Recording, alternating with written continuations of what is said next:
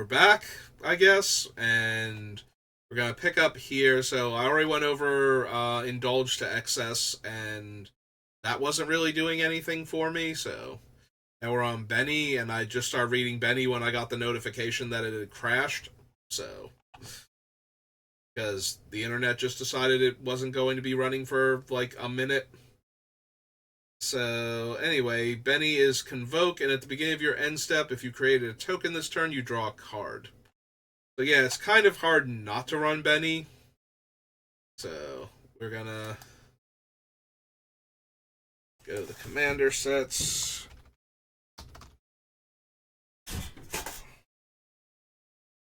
And we're gonna add Benny in.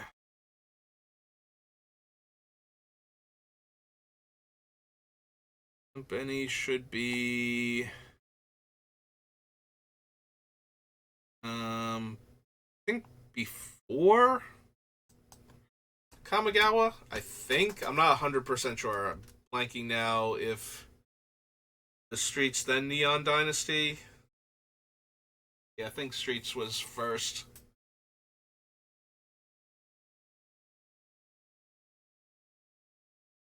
Maybe I'm wrong. Maybe it was Neon Dynasty first. Anyway, Benny Brax, Zoologist. It's 3 and a white for an Elf Druid.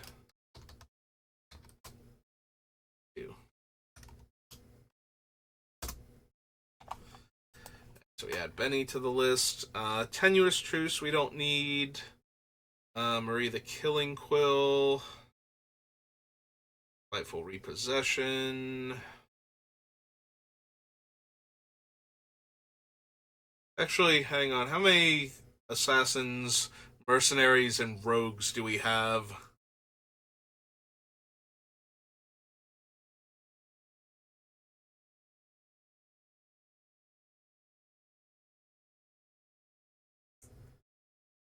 If you do draw a card and make 2 treasures. So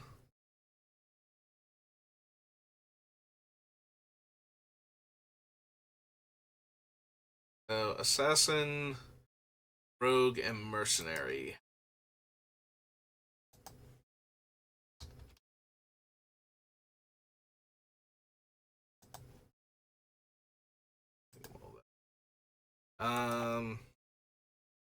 No assassins. We have 1, 2, looks like 6 rogues. 5 rogues because it has it in the name.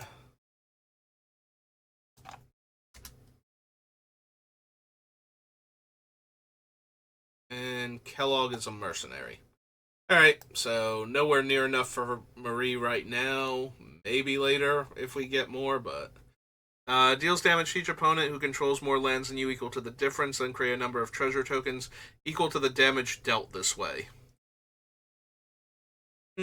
Like, I'm not planning on ramping with lands, but I would want either 2 opponents that are ramping with lands or 1 opponent that is really ramping with lands before I would want to run Spiteful Repossession, so I think so. Aerial Extortionist. Exile up to 1 target non-land permanent. Its owner may cast it whenever another player casts a spell from anywhere other than their hand, draw a card. Leaves the battlefield if it had counters on an Investigate. No. Don't need the Chauffeur. Safeguard. Damning Verdict. Grand Crescendo. I do like the token making, but probably not. Like, we don't need the creatures necessarily from it.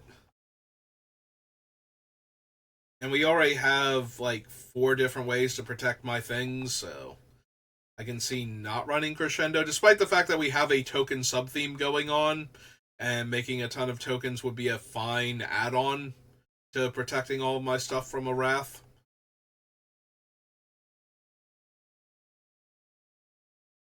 The permanent enters the battlefield, return up to one target permanent with equal or lesser mana value from my graveyard to the battlefield. In my upkeep, each player chooses money, friends, or secrets. So money, we each get a treasure. Friends, we each get a 1/1. Secrets, we each draw a card.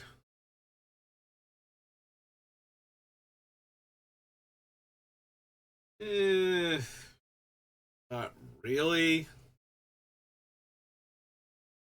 I don't have a ton of counters, so I don't need resourceful defense. Enters the battlefield, supports 6. Creature with a counter on it attacks one of your opponents. That creature gains flying. Give each end step, draw a card for each opponent who drew 2 or more cards, then create a treasure for each opponent who had 2 or more lands enter the battlefield under their control.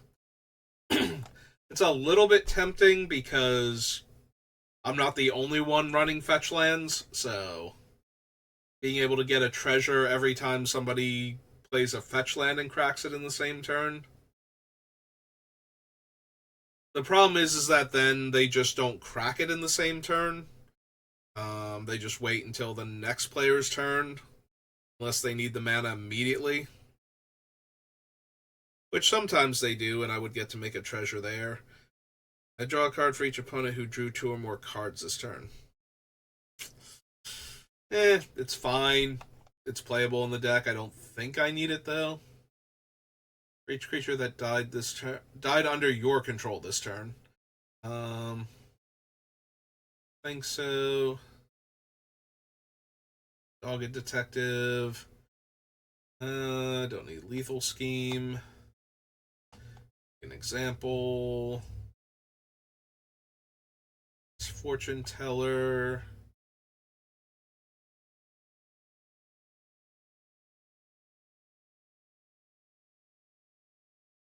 No. Protection Racket, no. Just remember that I don't like Protection Racket. I forget what it does.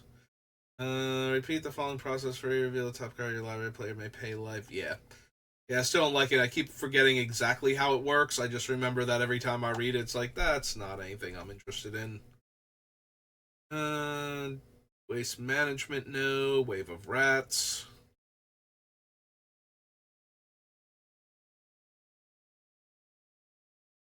Return target creature card from your graveyard to the battlefield tapped and cipher.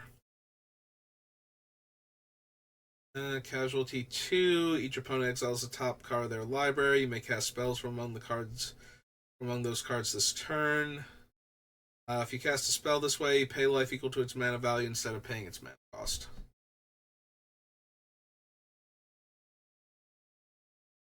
Beginning of combat on your turn, populate. The token created this way gains haste. Sacrifice at the beginning of the next end step. So most likely I would be making a robot token each time, which is fine, not amazing. Like, I'm already not interested in running the Thopter, the one from Murders at Karlov Manor that makes a 1/1 flying haste and then exiles it at end of turn.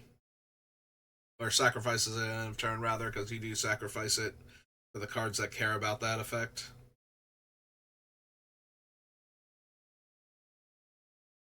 Yeah, I don't think I need it. Don't need industrial advancements, I don't think.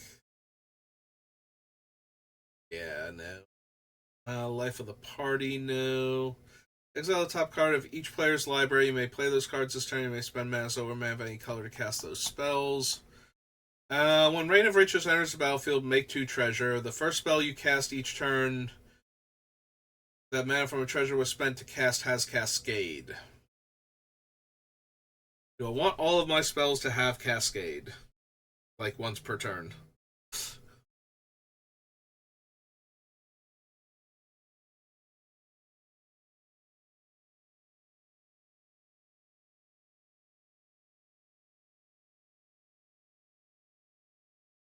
I do think we actually want the Rose Room Ogre. Like, I don't know that we need Reign and Riches. It's nice, but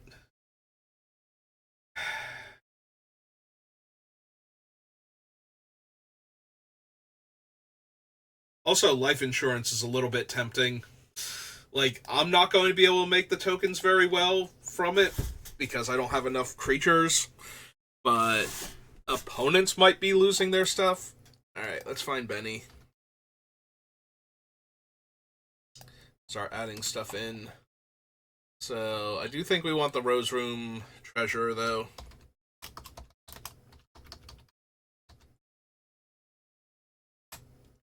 This is 3 in a red. For an Ogre Warrior. It's a 4/3. So yeah, every time a creature enters the battlefield under my control, the first time I get a treasure, the second time I get a treasure, and the third time I get the option to pay X and deal X damage to any target. So, if I can make at least 2 robots a turn, then I get 2 treasures just from doing that. So even if I don't roll high enough on the dice, I might still make the treasures alongside the robots with Mr. House. So I do think I actually want that. Fame or Fortune. Chose Fame. Gain control of a creature that player controls until end of turn. And for each one who chose Fortune, I draw a card and make a treasure. Yeah, I don't really want to give our opponents the option. Also, threatening their creatures is fine, not amazing when I don't have sack outlets for non-artifact creatures primarily, so.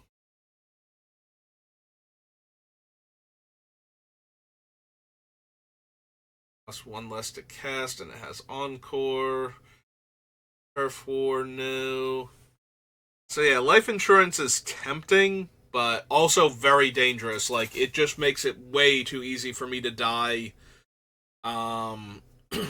to an opponent doing aristocrat stuff, I think. So it is tempting, but ultimately I don't think so. Tap 3 untapped creatures I control make a treasure. It makes 2 1/1s. And I don't have to, like, it doesn't matter if they have Summoning Sickness. That might also actually be worth it, honestly. That would make having cards like Krenko incredibly good in this deck. So Prosperous Partnership is 1 red white for an enchantment. Yeah, if we are actually going wide with tokens, that would be an easy way to make a ton of treasure all of a sudden so that we have it for our other things. Also, it lets us turn our making creature tokens into making artifact tokens. So that's super helpful. If a creature card left your graveyard this turn, target Phoenix you control deals damage equal to its power to any target. Another Phoenix you control dies, you may cast Syrinx, Carrier of the Flame from your graveyard. Nope. Currency Converter, False Floor, Gavel of the Righteous. Yeah, none of these. Okay. We did get a couple of decent treasure cards for New Capenna. Alright, so after Streets is Strixhaven.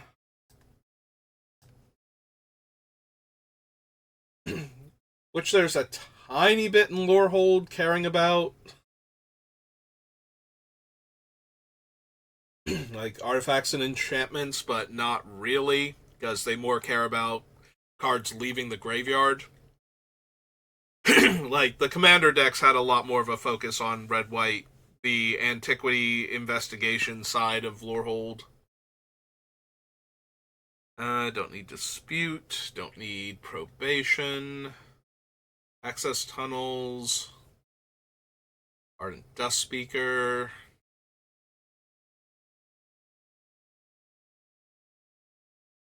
Augusta, Awaken the Blood Avatar. Oh, that's true. We actually have access to what's his name, don't we? The main villain. Extus. So front side is a 2 mana double strike. Cast or copy an instant or sorcery spell. Return target non-legendary creature card from your graveyard to your hand. And as additional cost to cast the spell, you may sacrifice any number of creatures. 2 less for each creature sacrificed this way. Each opponent sacrifices a creature. I create a 3/6 avatar with haste, and whenever this creature attacks, it deals 3 damage to each opponent. Meh. Like, fine, but meh, ultimately. Okay. Now, I got all excited because this is the first time in a while I've been doing a Mardu commander, and this would actually be runnable, but it's just not good. So, with what we're trying to accomplish, don't need Blade Historian. Great. X, tap 2/1s. If X is 6 or more, destroy all non-creature, non-land permanents. Nope. Callous Blood Mage. No.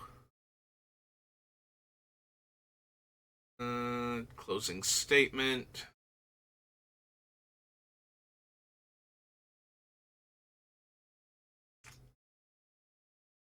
Confront the past. With mana value X or less from your graveyard to the battlefield, remove twice X loyalty counters from target planeswalker and opponent controls. Attacks, you may pay 1 and discard a card. If you do draw a card, whenever you discard 1 or more non-land cards, you may exile 1 of them from your graveyard and you may cast it this turn. No. So Crackle is an absurd mana sink.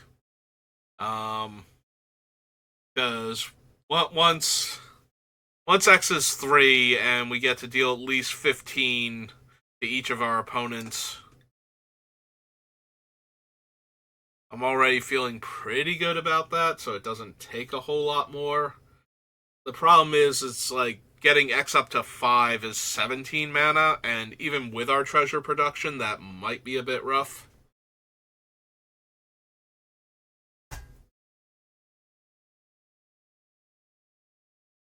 Yeah, X is 3, so we could deal 15 to each of them is fine, but if we can get like X equals 5, where we're doing like 25 damage or something, that should normally finish a game. As long as people have been doing things and not just sitting there gaining life, not being able to attack constantly. I don't think I care about Deadly Vanity / the front face guy, whatever his name is. Selfless Glyphweaver. Creatures you control gain indestructible until end of turn. Yeah. Yeah, I kind of need my creatures to phase out to be safe for a turn. Do not need the Vortex. Devastating Mastery, no. Creature tokens you control get +1/+1. Whenever 1 or more non-token creatures you control die, create a 2/1 Inkling token, triggers once per turn. Nope. Don't need Intervention. Dueling Coach, First Year, Flame Painter, Spellbinder. Put a 1/1 counter on another target creature, deals 2 damage to that creature. Whenever a creature you control with a 1/1 counter dies, draw a card. And then the other side is Shalai, I think. Or Shali, whatever her name is. Doesn't matter, she's dead now. I'm pretty sure. She was definitely a Phyrexian monstrosity. I don't know how many. I don't know how many people got as lucky as the Planeswalkers to just have like their Phyrexian bits melt off afterwards, and maybe lose their Planeswalker spark.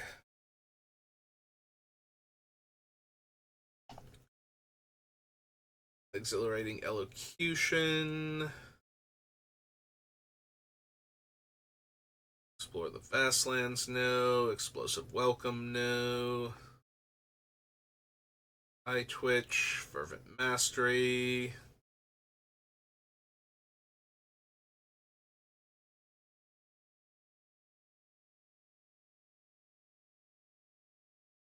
I don't need Flame Scroll Celebrant, I don't think. Flamethrower Sonata, I think, is the blue-red one, actually. Flunk, don't need Fracture. It's almost versatile enough. Maybe if it could destroy, I don't know, battles still aren't that big a thing yet. Not being able to hit specifically a creature just leaves it so um like it comes up short a lot of the time. Like sometimes they will be artifact creatures, sometimes they'll be enchantment creatures, and you'll be able to kill a creature with it, but a lot of the time it's just going to be this big dumb creature that you can't deal with, and so many of the other removal spells actually hit creatures plus like two or three other types, so whenever another non-token creature you control dies, exile. If you do, create a token that's a copy of that creature, except it's a spirit in addition to its other types, and it has when this creature leaves the battlefield, return the exile card to owner's graveyard.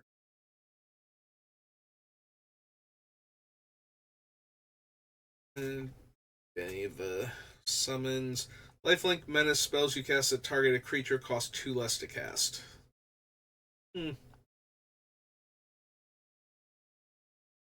Apprentice, no. Lorehold Command. 3/2 creature, +1/+0, indestructible and haste, 3 damage to any target, gain 3 life. Sack a permanent, draw 2 cards. Beginning of your unstep mill card. If a land card was milled this way, gain 1 life. Otherwise, deal 1 damage to each opponent. 5, exile a creature card from your graveyard. Create a tapped 3/2 red and white spirit creature token. Nope. Lorehold Pledge Mage is caster copy, +1/+0. Nope. And as for a strike, still no. You may look at a card, or you may discard a card. If you do draw a card, if a creature was discarded this way, draw 2 cards instead. -2, target creature card from your graveyard, the battlefield. It gains haste, exile at the beginning of the next end step. Apparently, I can't read Luca at all. -7, you get an emblem with whenever a creature enters the battlefield under your control, it deals damage equal to its power to any target. I mean, the emblem's really nice, but he has to +1 twice before we get to it. So I don't think so. I know to Onslaught, Mascot Exhibition, Linda.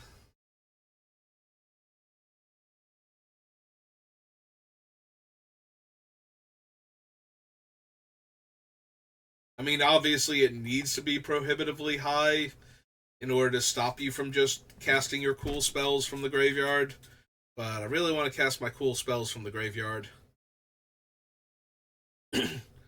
Mila, Crafty Companion. Whenever an opponent attacks one or more planeswalkers you control, put a loyalty count on each planeswalker you control. Whenever a permanent you control becomes the target of a spell or ability an opponent controls, you may draw a card.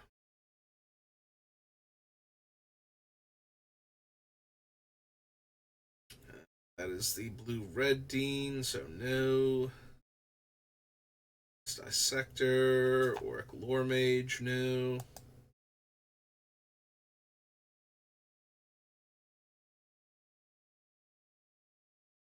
Shield Mage, Pigment Storm,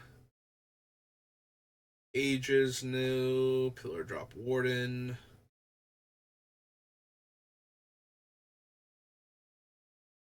I don't think we need Plarg. Professor of Symbology, no. Professor Onyx, no. Glorious Field Historian. When more cards leave your graveyard, make a 3/2 spirit. Radiant Scroll Wielder. Instant sorcery spells you control have lifelink. Beginning your upkeep. Exile insert sorcery card at random from your graveyard. You may cast it this turn. Spell cast this way will be put into your graveyard, exiled instead.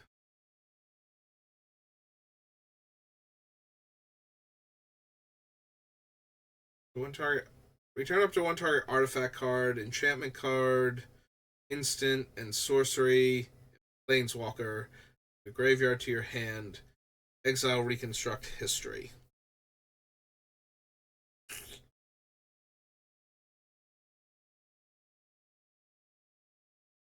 Yeah, I don't think so. Reduce to memory. No. Elix Sloth, no. Retriever Phoenix. Turn Pass Caller. Silence. Art. Extus, no. Rowan. Rendezvous. Don't need Sedgemoor Witch. Selfless Glyph Wielder. Or Weaver, rather. Put a 1/1 counter on target creature you control. Nope.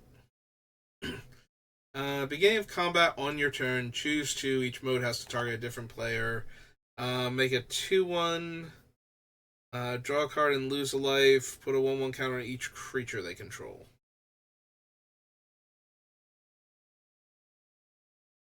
Put a 1/1 counter on each creature that entered the battlefield under your control this turn. No.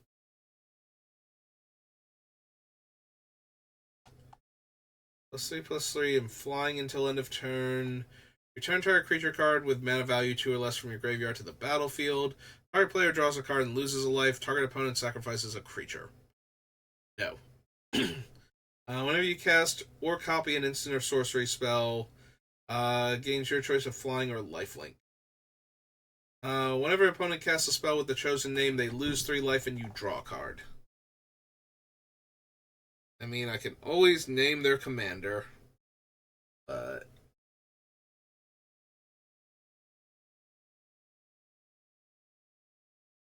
yeah, it's just too underwhelming, I think. Sparring Regimen, Spell Satchel, Spirit Summoning, Spite Squad.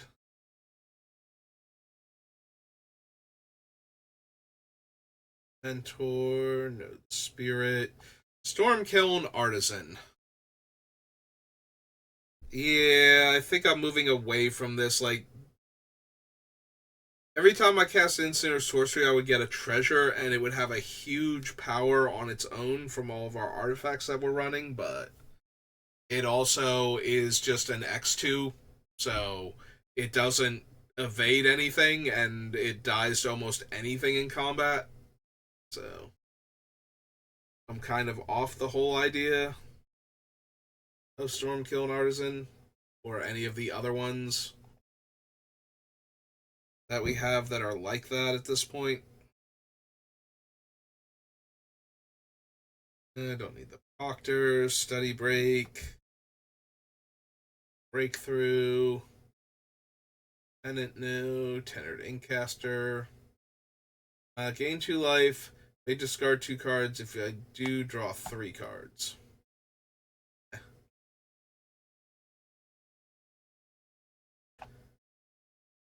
No. Umbral Juke, Vanishing Verse, Mawkus. I get to cast instants or sorceries or non-lands. Instants and sorceries. So, yeah, probably not Velomachus either. Venerable Warsinger, no. Bring Archaic, no. And Zephyr Boots.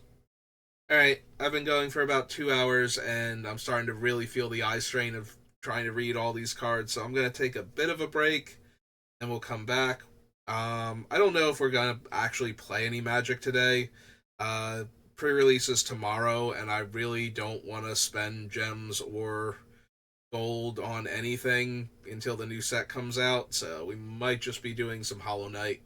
But yeah, it's going to do it for me for right now, so thank you for watching, and I will see you next time. Have a good rest of your day.